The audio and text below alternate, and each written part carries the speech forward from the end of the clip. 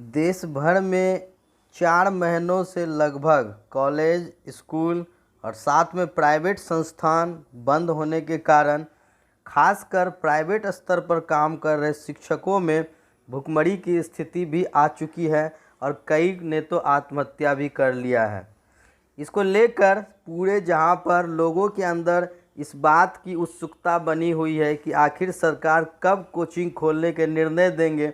इस बात का दबाव सरकारी तंत्र पर भी काफ़ी ज़्यादा बढ़ता जा रहा है। इस बात को लेकर कल हुई अहम बैठक में मंत्रालय स्तर की जो बैठक हुई, इसमें बहुत सारे फैसले लिए गए और बहुत सारी बातों का निष्कर्ष निकाला गया।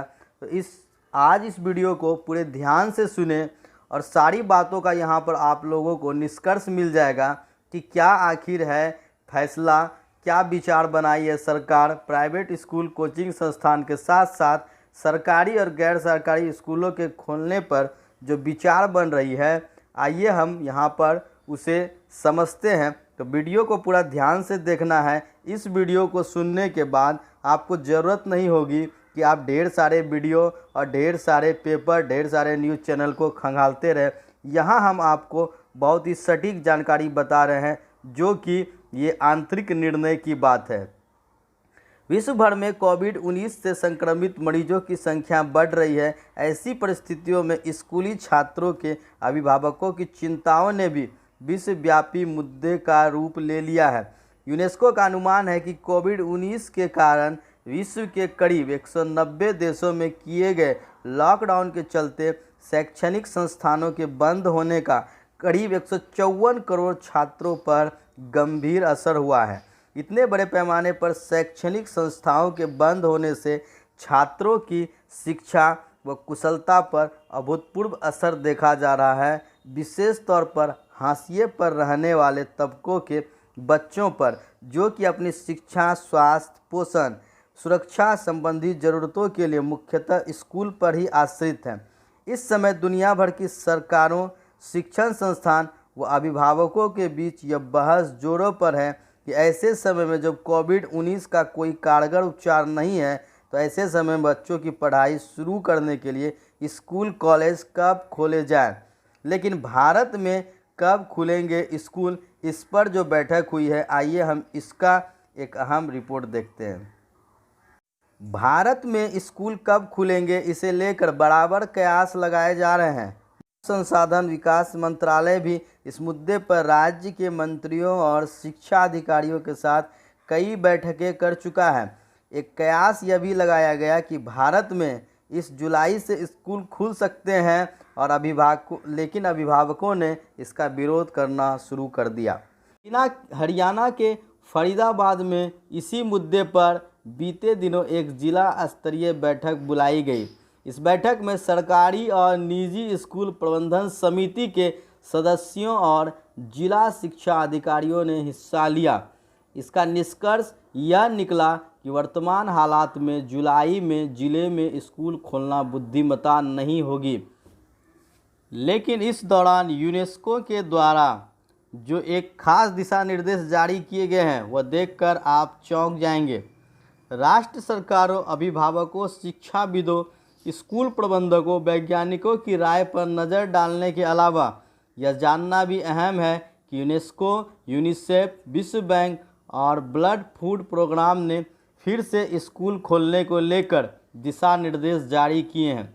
इन दिशा निर्देशों में कहा गया है कि स्कूल बंद करने से अभी तक इस बीमारी के संक्रमण दर को रोकने वाले प्रभाव को जानने के लिए हमारे पास पर्याप्त साक्ष्य तो मौजूद नहीं है, लेकिन स्कूल बंद होने से बच्चों की सुरक्षा और पढ़ाई पर जो प्रतिकूल प्रभाव पड़े हैं, उसके दस्तावेज हमारे पास हैं।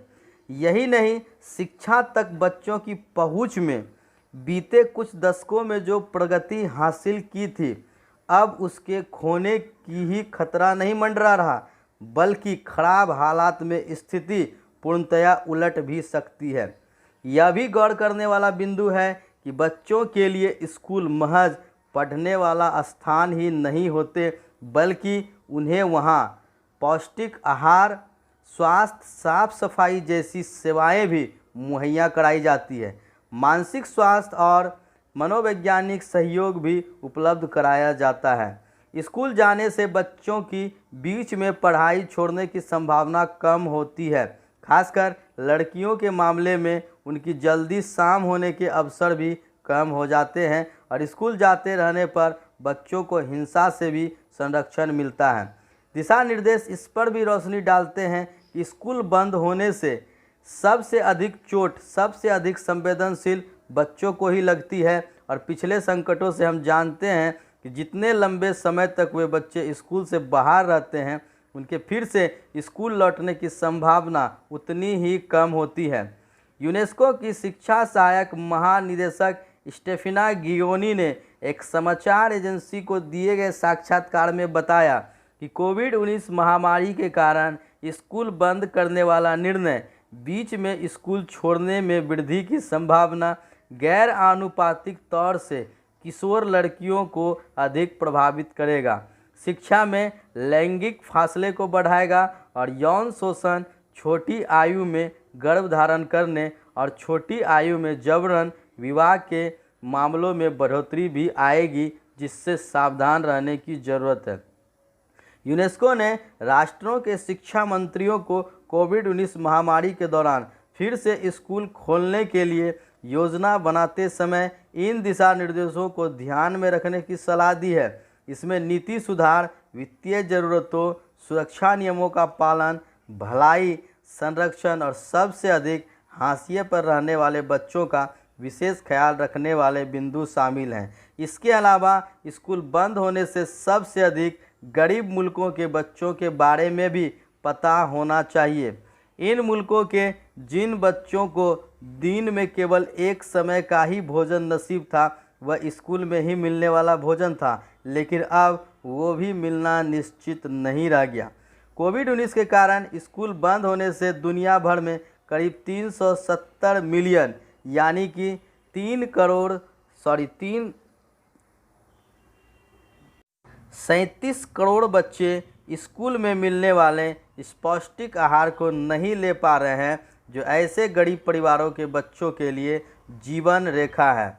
तो स्कूल का बंद होना शिक्षकों के रोजी रोटी पर तो सवाल खड़ा कर दिए हैं और उनकी हालत दयनीय तो कर ही दी है, लेकिन इसके आने वाले जो रिपोर्ट जो बता रहे हैं और जो स्थिति होगी कुछ दिनों के बाद, वो काफ़ी भयावह होने वाली है। और इस महामारी के अलावे अब जो महामारी उत्पन्न होने वाली है, उससे सरकार के लिए निपटना केवल मुश्किल ही नहीं, बल्कि ये एक तरह की बहुत बड़ी चुनौती हो जाएगी। इसलिए जल्द से जल्द सरकार को स्कूल कॉलेज को एक नियम बनाकर खोलने की ज़रूरत है, अन्यथा जो अंजाम होगा उसे भुगतना बहुत ही मुश्किल है।